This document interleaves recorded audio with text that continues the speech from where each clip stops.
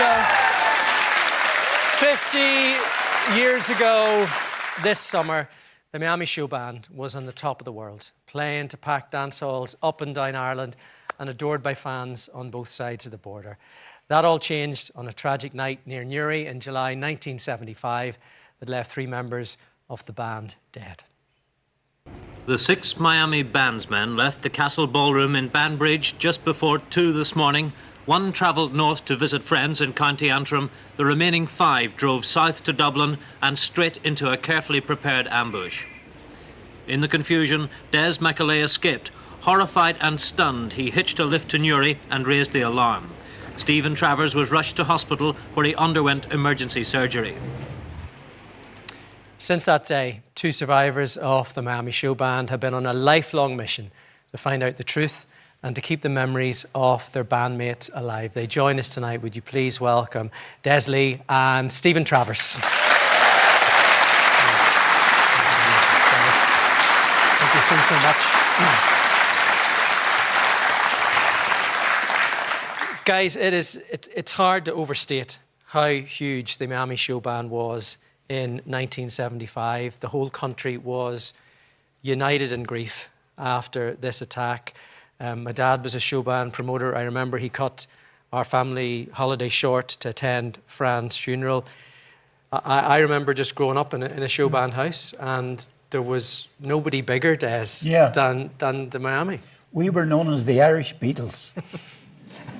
You were. You really were. That's true. I'll never forget one of the biggest gigs we ever did was Leopardstown Racecourse. And there was something like 50,000 people at that racecourse to watch the Miami play live. I mean, you know, we toured all over the world. We toured all over America. I appeared in Carnegie Hall in New York. I also played with the Miami in Las Vegas. And, you know, it was an unbelievable time for me. And, you know, I have no regrets whatsoever. I loved every minute of it. The fans were amazing. And it was rock and roll. It was great. Take us back to that night in 1975 in July. You guys had just played a gig in Banbridge, Stephen. Yeah. Normally we'd have a Tuesday night off. You know, you like to have one night off in the week. So, but we did the Monday and Tuesday at the Galway races. And then we had to do the midweek one in Banbridge in the Castle Ballroom. So we did that, and Ray decided that because we were now going to have the Thursday off, Ray went home to Antrim to his parents. Ray was also in the band. Ray's the drummer, Ray Miller, yeah. And so 5 of us just set off for Dublin. As we got closer to Buskill Road there, I'm sure you know it on the way down, we were flagged down by the security force, well, what we thought was security force. You thought this was an army checkpoint? I thought this was a normal army checkpoint.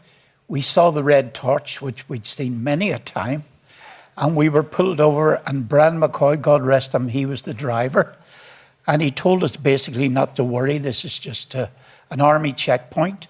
So we were pulled over, and we were asked to get out of the van, which we did.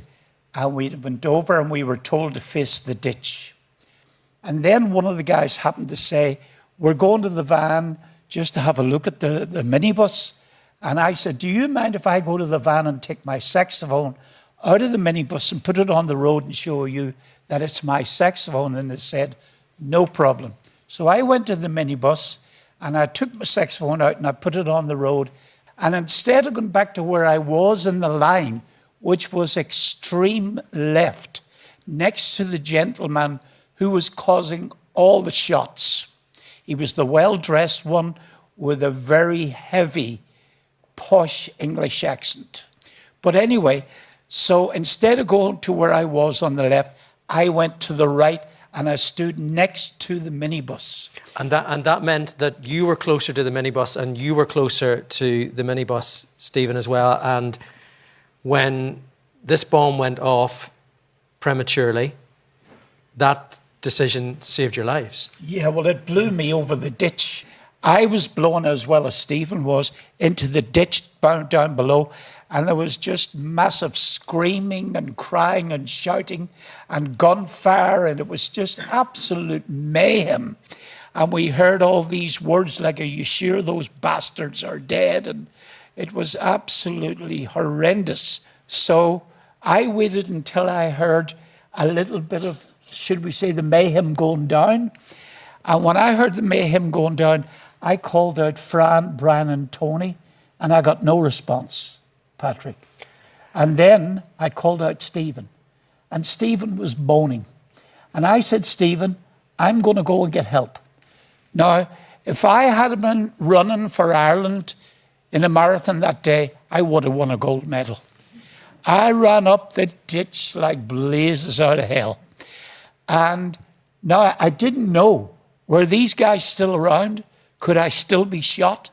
I wasn't. I was still frightened that these guys were still going to be around, and I could have been murdered as well. So this so-called army patrol was loyalist paramilitaries. They were putting a bomb in the minibus, which they were hoping was going to go off later. Stephen, it went off. You're lying badly injured. How badly injured were you in that field? Well, when the explosion happened, I was lifted into the air. I tried to run, but I was off the ground. So, and they tell me I was shot at that stage. I don't remember being shot, and I was shot in the right, just above my right hip, with what they call a dum-dum bullet, which is explosive bullet. It's specifically designed to explode on impact.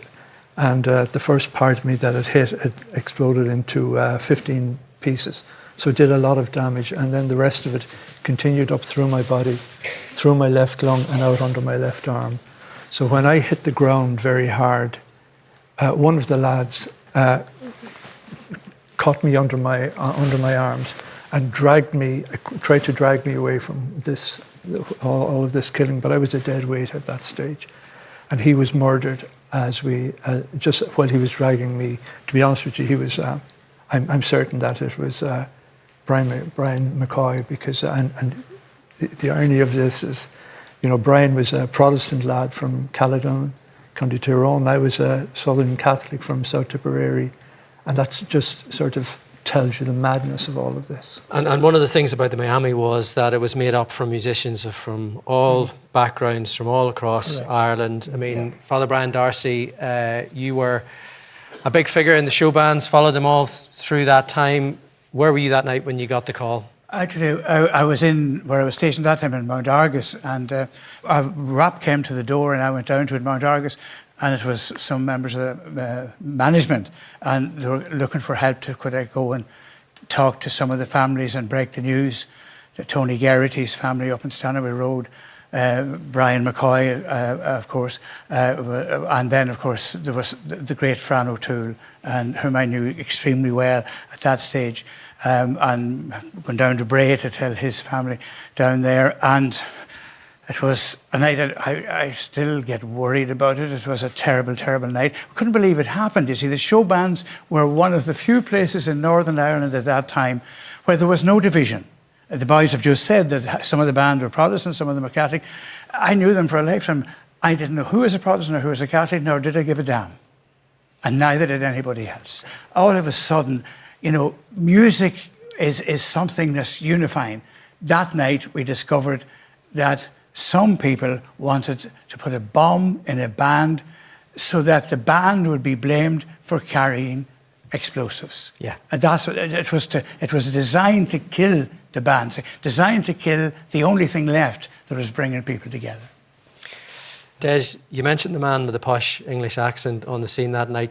You guys are convinced there was collusion that night between the security forces and those loyalist paramilitaries. Correct. And you've been fighting for the truth to come out ever since. Correct. Well, we got the HET report, and the HET report proved that it was collusion between the UDR, the British Army, and the RUC at the time. And they proved that it was collusion. And of course, what happened then was Once it was proven to be collusion, we decided, myself and Stephen with our lawyers, that we would go to court to sue the British government.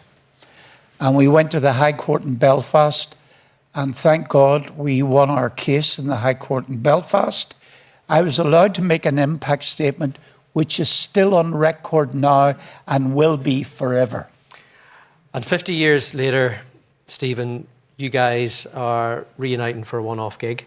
You're roping Brian in to this as well. Tell us a bit about that. Well, I sent out a few texts and made a few calls, not knowing what kind of a response I'd get. But all of a sudden, you had the Indians, the Memories, the Swarbrigs, all of our friends just got back to me and said, "Yeah, when and where?" You know, and Johnny Logan wants to come over because, of course, Johnny, we were all great friends, and we're giving all of the profits to. You see, we're wearing the doffers. We're giving to the Irish Cancer Society. Guys, thank you so much for coming in. Thank you so much for telling your story. Thank you for keeping the spirit of the Miami Show Band alive. Give it up one more time for Stephen and Dan. Thank you.